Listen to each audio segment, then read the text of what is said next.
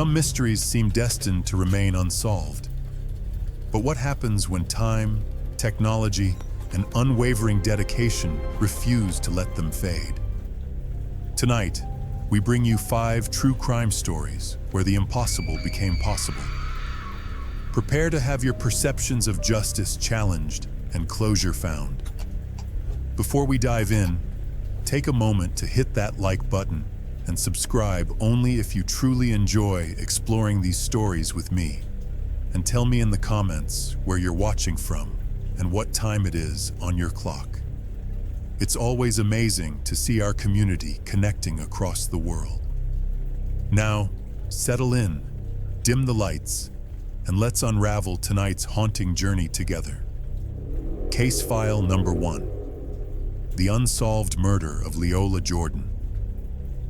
The tranquility of a summer evening in Picayune, Mississippi, was shattered on June 30th, 1998, when 77-year-old Leola Jordan was brutally attacked in her Washington Street home.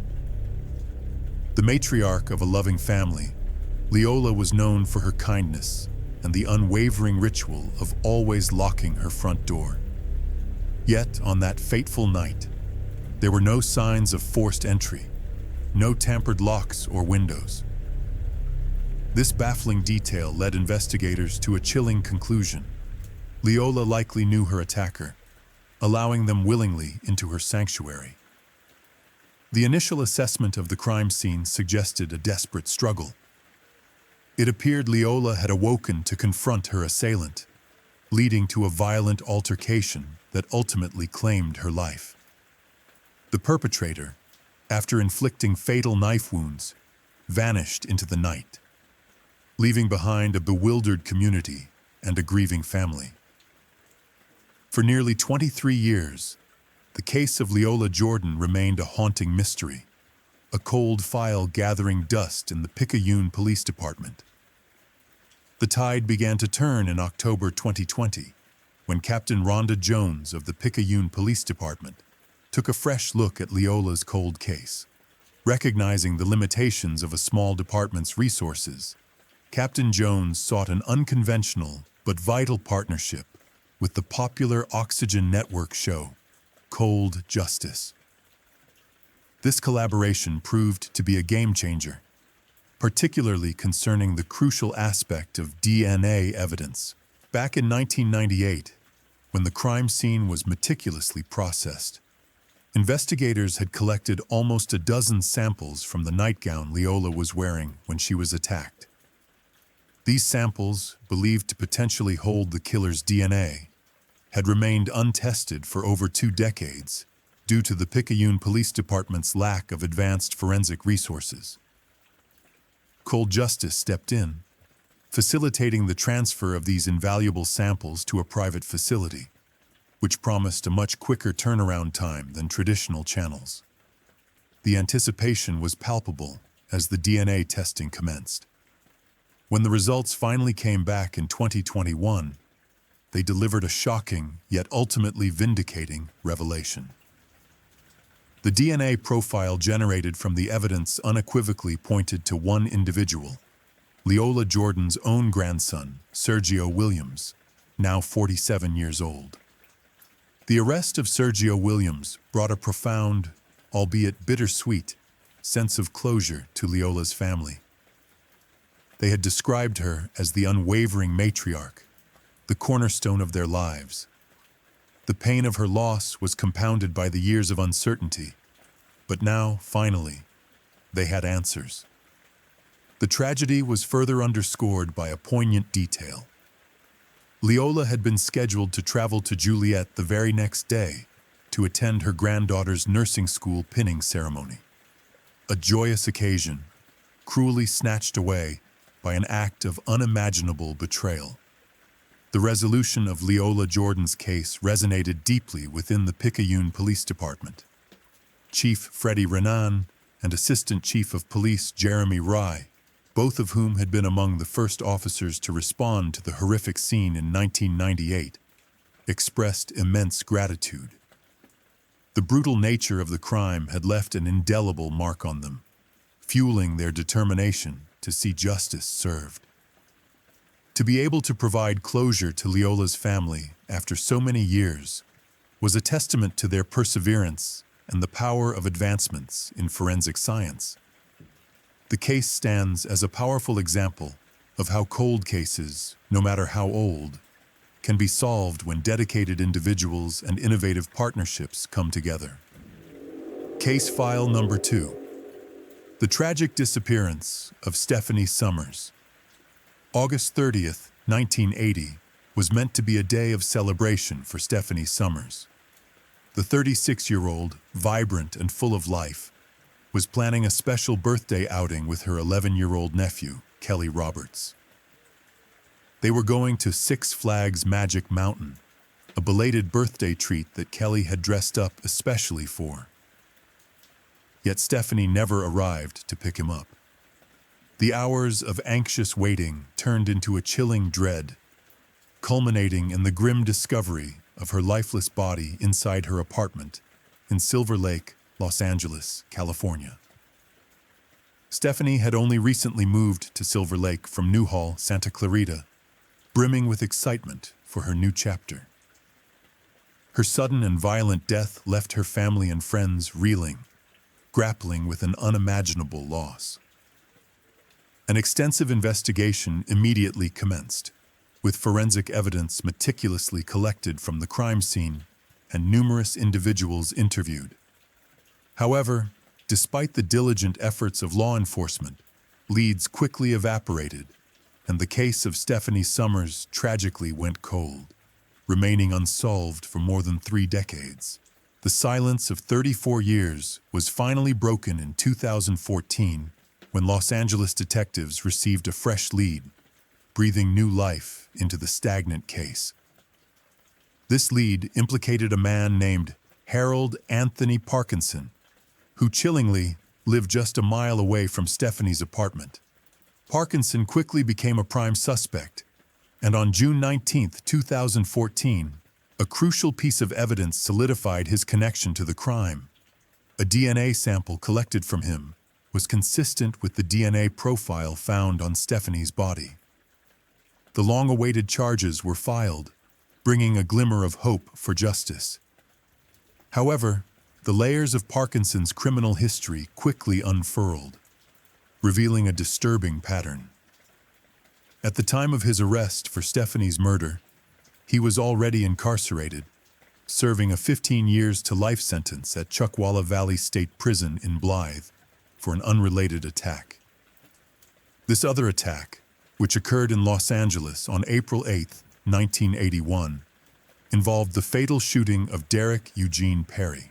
Perry succumbed to his injuries, and Parkinson was arrested, beginning his sentence on March 5, 1982. Derek Perry's sister, Dolly, shared a heart-wrenching memory of their last meal together at a Sizzler restaurant.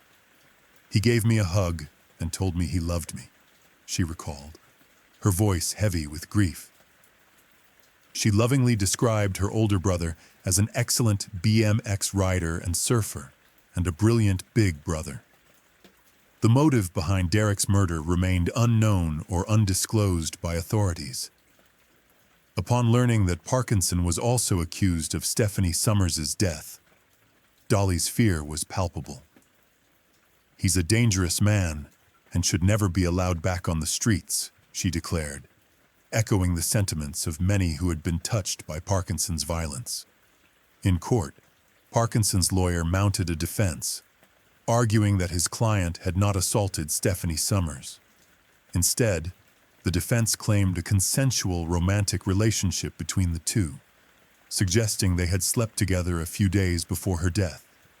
Prosecutors, however, countered this assertion, presenting evidence that Stephanie, following a brief marriage, had confided in friends that she was exclusively attracted to women.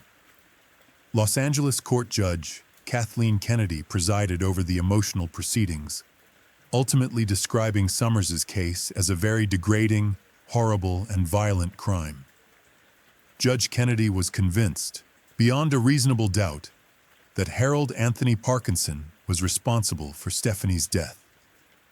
On February 4, 2021, Over 4 decades after Stephanie Summers was murdered, Harold Anthony Parkinson, then 61 years old, was sentenced to life in prison without the possibility of parole, ensuring he would never again pose a threat to society. The closure, though long overdue, finally arrived for Stephanie's loved ones. Case file number 3. On a quiet summer morning, August 4th, 1981, a father's world was shattered. William Quayle, expecting a routine visit with his daughter, Sylvia May Quayle, at her home in Cherry Hills Village near Denver, Colorado, instead discovered a scene of unimaginable horror. Just 150 feet separated their homes, a distance that, on that tragic day, felt like an insurmountable chasm. What he found would forever haunt him, a parent's worst nightmare brought to life. Sylvia May Quayle, at 34 years old, was a woman who truly illuminated every room she entered. Described by her friends as ambitious, vibrant, and incredibly friendly, Sylvia possessed a spirit that drew people to her. She held a deep passion for history and channeled her organizational skills into her work as a secretary at an architectural firm. But Sylvia's talents extended far beyond the office. She was an exceptional cook, so much so that she had even launched her own business, specializing in exquisite wedding cakes. Beyond her professional pursuits, Sylvia was a prolific artist. She found immense joy in creating pottery, many pieces of which her sister cherishes to this day, 3 decades later. Her life was rich with friendships, but it was her family that truly anchored her. She shared an exceptionally close bond with her parents, William and Mary, who lived just a stone's throw away. Their daily ritual of morning coffee together was a testament to their unwavering connection. This cherished routine, however, was abruptly and brutally broken on that fateful August morning. Just before 8 a.m. on August 4th, 1981, emergency services were dispatched to Sylvia's home. William Quayle, having made the horrifying discovery of his daughter's lifeless body, had frantically called 911. The previous night, around 11 p.m., Sylvia had spoken to her sister on the phone, a routine chat that offered investigators a crucial timeline. They knew Sylvia had been murdered sometime between that late-night conversation and her father's arrival 9 hours later. When officers entered the scene, they were met with a chilling tableau. William Quayle described finding his daughter lying naked on her living room floor. The subsequent investigation painted a gruesome picture. Sylvia had been shot, stabbed multiple times, and strangled. She had also been sexually assaulted. The autopsy confirmed that the devastating loss of blood was the ultimate cause of her death. Investigators meticulously scoured the crime scene, uncovering 2 critical clues that hinted at the perpetrator's actions. The telephone line, both in the living room and outside the house, had been deliberately cut, severing Sylvia's means of communication or escape. Adding to the chilling details, the bathroom window screen had been removed and tossed carelessly into some tall weeds nearby, suggesting a point of entry. In total, approximately 140 pieces of evidence were collected from the scene, each one a silent witness waiting to tell its story. For years, the case of Sylvia May Quayle remained a haunting mystery. Investigators tirelessly worked the evidence, continually applying the latest technological advancements in forensic science. Their perseverance was rewarded in 1983, 2 years after Sylvia's death, when forensic technicians using an alternate light source made a pivotal discovery. DNA material, not belonging to Sylvia, was found embedded in the rug where her body had been found. This breakthrough ignited a new spark of hope. That same year, a glimmer of closure seemed within reach when Otis Toole, a notorious serial killer, confessed to Sylvia's murder. The news offered a flicker of relief to the Quayle family and investigators alike. However, Toole's confessions, much like those of his equally infamous companion, Henry Lee Lucas, were often unreliable. Lucas, who died in a Texas prison in 2001, claimed hundreds of victims, yet authorities were only able to confirm a mere handful of his boasts. By 1993, the charges against Toole in Sylvia's death were officially dropped. The reason was irrefutable. DNA testing on the evidence from the crime scene definitively proved that Toole was not the source of the DNA found at the scene 12 years prior. The case, once again, was thrust back into the cold. Despite the setbacks, investigators never truly gave up. In 1995, a section of the vital rug was carefully cut out and submitted to the Colorado Bureau of Investigation for further testing. 5 years later, in 2000, the sample finally yielded results, an unknown male DNA profile. While this was a significant step, without a match in any existing database, the case once again went cold, languishing for another 2 decades. Then, in January 2020, Cherry Hills Village cold case detectives and investigators decided to employ a groundbreaking new technology, genetic genealogy. This innovative approach, which combines traditional DNA analysis with genealogical research, held the promise of identifying suspects even when direct matches were unavailable. Just 4 months later, the technology delivered a name that had been elusive for so long: David Dwayne Anderson. At the time of Sylvia's murder, Anderson, then 22 years old, had lived just a couple of miles from her home. Armed with this crucial lead, cold case detectives, particularly investigator Robert Fuller, began a meticulous investigation into Anderson's current life. Fuller traveled to Cozad, where Anderson now resided, with a discreet mission to secretly collect the suspect's DNA. Fuller's efforts paid off. He managed to recover 2 trash bags that Anderson had tossed into a dumpster.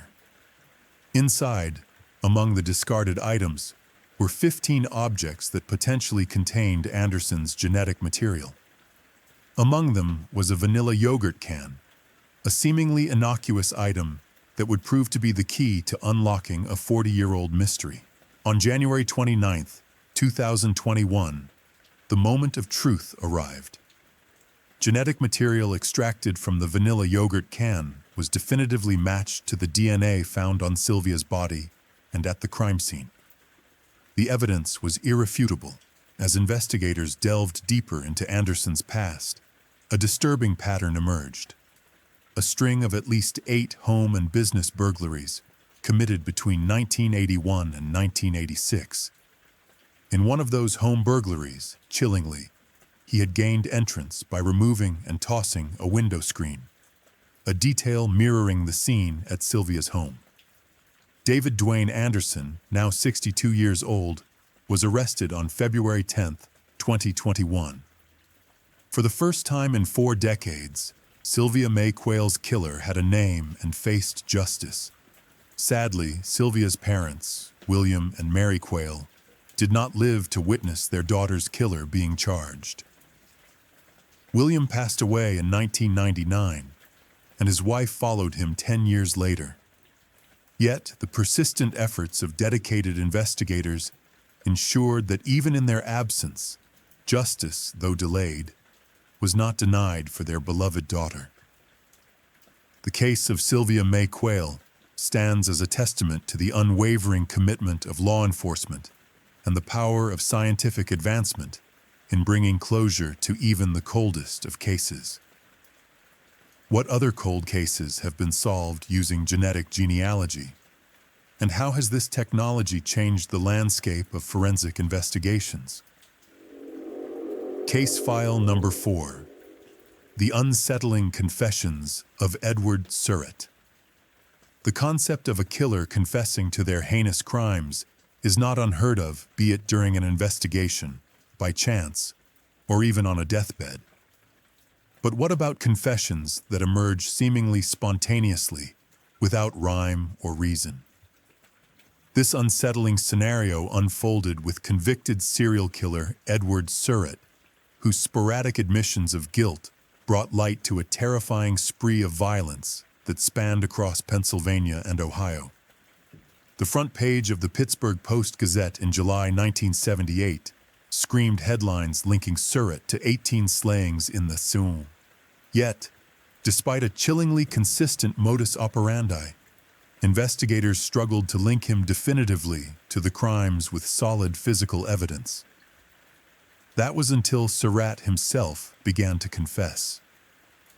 During his time as a trucker, with routes crisscrossing Pennsylvania and Ohio, it was discovered that he could potentially be connected to a staggering 27 unsolved killings in the two states. The first killing with a known connection to Edward Surratt was that of Luther Langford on June 1, 1978. Luther was found deceased at his residence in the Western Columbia neighborhood of South Carolina, a victim of a brutal attack. Miraculously, his wife survived. Edward was later seen publicly driving around in Luther's car, and investigators attempted to apprehend him, but he managed to escape. However, the car was recovered, and inside, investigators found a baseball bat bearing Edward's fingerprints, a weapon likely used to bludgeon Luther to death. While searching Luther's car for evidence, investigators also recovered several items belonging to Joseph Weinman. Joseph, a veteran, and his wife were found deceased in their home on September 30, 1977, having suffered severe beatings, just like Luther. The chilling connections didn't end there. Surratt was also a person of interest in the killings of Frank Ziegler, Richard Hyde, Donna, William Adams, and Nancy Adams. Frank had been shot in his house, a stone's throw from the Weinman residence. Donna and Richard Hyde were killed with a shotgun, their remains discovered at their Moon Township home on December 4, 1977. 29-year-old William Adams's remains were recovered, but his wife, Nancy, was nowhere to be found. Edward had also been placed in Breezewood, Pennsylvania, on December 31, 1977, when Guy Mills, Laura Mills, and Joel Kruger were all killed with a shotgun.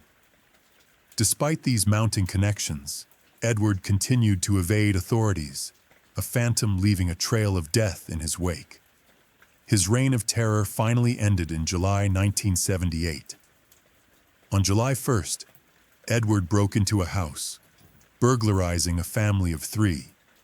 He then tied up the parents and assaulted their 15-year-old daughter. Following the horrific attack, Edward, in a drunken stupor, fell asleep in one of the family's bedrooms. The family, seizing the opportunity, managed to escape and alert the police. When officers arrived, Edward was reportedly still blacked out, allowing them to arrest him without any physical altercations. The trial for these crimes was held in late 1978, and on September 20th, 1978, Edward Surratt was found guilty and sentenced to 2 life terms, plus 200 years. During the sentencing hearing, in a bizarre and unsolicited confession, Edward admitted to killing John Kins in Baden, Pennsylvania, back in January 1978. Since he was already facing a lifetime behind bars, he was not charged in relation to John's death. However, in the summer of 1979, he was indeed put on trial for the murder of 66-year-old Luther Langford in Western Columbia, South Carolina, in June 1978. He was found guilty and sentenced to 2 more life terms. Since then, Surratt has been transferred between several prisons due to his violent behavior and even an attempt to escape. The remaining cases from 1977 to 1978 subsequently went cold. Even though investigators were convinced Edward was responsible, there simply wasn't enough concrete evidence to charge him with these additional crimes. His confession in 2021 was not the first time he had admitted to more killings while incarcerated. In 2007, he confessed to killing 6 more people, including David Hamilton and Linda Hamilton, on September 20th, 1978, John Davis and Mary Davis in November 1977, and John Feeney and his fiancée, Renee Greger, on October 22, 1977. John and Renee were only teenagers at the time of their deaths. While investigators are confident in Edward's guilt for these crimes, the timing of his confession raised eyebrows. Immediately after confessing, Edward requested a transfer to a prison in South Carolina in exchange for details on the location of the remains of Renee Greger, Linda Hamilton, and David Hamilton. His request was denied. Following this, in June 2021, he confessed to killing William Adams, Nancy Adams, Guy Mills, Laura Mills, and Joel Kruger in 1977, and to killing John Kins in 1978.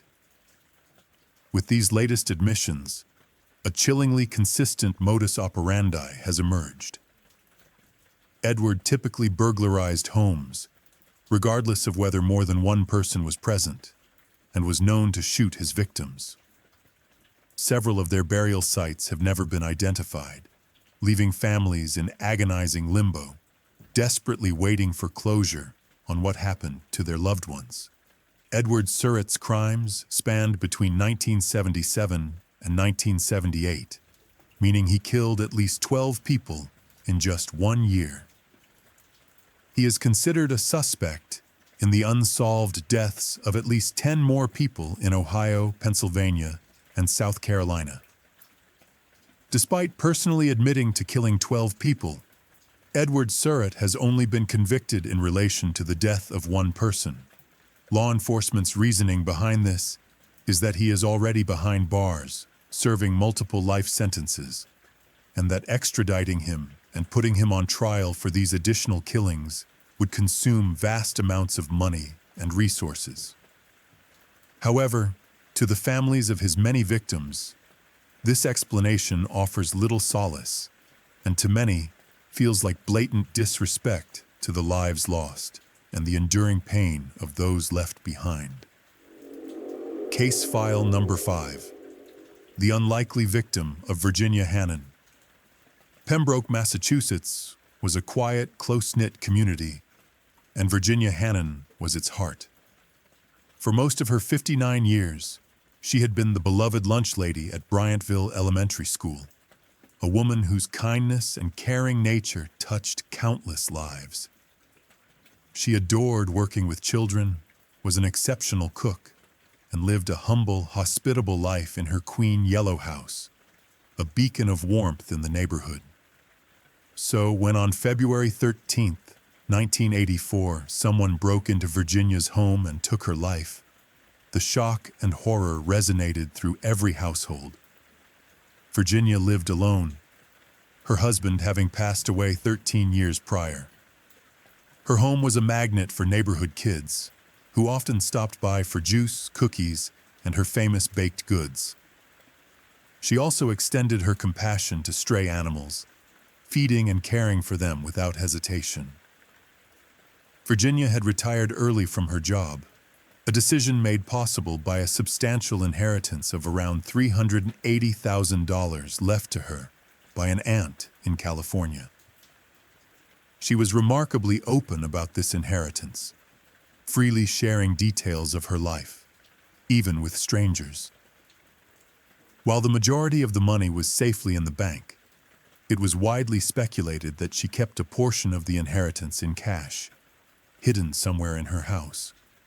Though never definitively confirmed as the motive, it's a chilling possibility that the news of this hidden cash reached the wrong ears, ultimately leading to her tragic end. Virginia's last known sighting was on the evening of Saturday, February 11th, 1984. She and her friend, Dolly Harmett, had gone to their usual 5 p.m. Mass at St. Joseph's Church, about 4 miles from Virginia's home. After Mass, they drove to B's restaurant, their weekly dinner spot 7 miles from the church. Dolly was the last person to see Virginia alive, other than the perpetrator. She dropped Virginia off at her house around 7:30 p.m. Dolly recalled that Virginia struggled to breathe while climbing the steps to her house. But this was a common occurrence due to Virginia's emphysema, a health condition that made physical exertion difficult. No one in the neighborhood heard from or saw Virginia on Sunday, leading investigators to believe the attack likely happened shortly after she returned home from church that Saturday evening. Virginia was also the primary caregiver for her stepfather, who lived nearby, preparing his lunch daily and taking it to his house. On Monday, February 13th, lunchtime came and went, but there was no sign of Virginia. Her stepfather's home help had been trying to reach her for a spare key to his house, but unable to get through, decided to stop by Virginia's house in person to check on her and ask for the key. It was then that the house help made the horrifying discovery. Virginia had been killed in her bed. Signs of serious physical injury were visible, despite her attacker's attempt to cover her with a blanket. Investigators were immediately called to the scene. They found a pair of nylon stockings, which they believed were used to kill Virginia. In addition, a shoe print on her stomach area indicated the perpetrator had kicked her during the attack. The entire neighborhood was reeling from the shock. Virginia was so universally well-liked that it was almost impossible for people to conceive of someone wanting to harm her. The front door and a window next to it had been tampered with, suggesting a forced entry Virginia had not willingly let her killer in. Furthermore, Dolly Harmett informed investigators that Virginia had a $100 bill in her wallet when they went to dinner. When police checked her wallet, the $100 bill was gone. This strongly suggested robbery as a motive, reinforcing the long-held speculation that the perpetrator believed she kept a portion of her inheritance money in the house. The initial search for the attacker yielded no results. Neighbors had heard nothing unusual on the night of her death that might indicate a struggle. Without any significant clues or leads, identifying a suspect proved incredibly difficult, and the case of Virginia Hannon went cold. Around 37 years passed before the police caught their major break. In 2018, the evidence found at the scene of the crime was retested, and a male DNA profile was successfully generated. Unfortunately, at that time, there was no database match, and the trail remained cold. Then, on February 3, 2020, a 58-year-old man named Jesse Ward passed away. A year prior to his death, Jesse had made a stunning confession to a friend. He was responsible for the death of Virginia Hannon. After Jesse's death, this friend informed the police. Investigators acted swiftly, obtaining a blood sample from Jesse's remains to compare his DNA to the profile generated from the crime scene. It was a match. Jesse Ward had been just 22 years old at the time of Virginia's murder. In March 2021, the Plymouth County District Attorney's Office publicly announced the news, confirming the match and stating that there was no known connection between Jesse and Virginia prior to the attack, implying she likely did not know him. Virginia's nephew, Richard Hannon, and his wife, Judy Hannon, came forward to express their profound gratitude to the police officers who had relentlessly pursued Virginia's case for decades. This case stands as a powerful testament to the remarkable advancements in forensic technology, particularly DNA analysis, and its ability to spearhead efforts to solve cold cases, finally bringing long-awaited closure to victims' families and a measure of peace to communities scarred by unresolved tragedies. That concludes today's video. I truly hope this gave you valuable insight into some of the most overlooked cases throughout the years. If you found this helpful, Please consider liking, subscribing, and turning on notifications to stay updated. If you're not sure what to comment, just drop a 555. It lets me know you watched till the end. Thanks again for your time and support. There's more on the way, so stay tuned.